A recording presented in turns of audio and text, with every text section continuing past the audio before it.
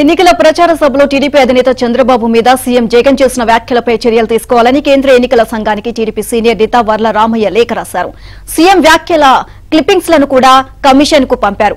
అసభ్య పదజాలంతో దూషించడం ఎన్నికల ప్రవర్తన నియమావళికి విరుద్ధమని రామయ్య లేఖలో పేర్కొన్నారు.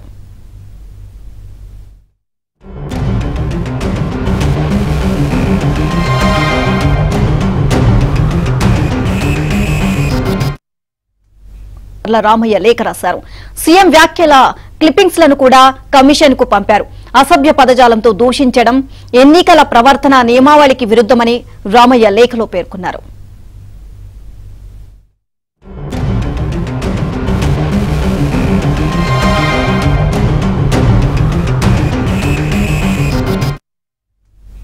లను కూడా కమిషన్ కు పంపారు.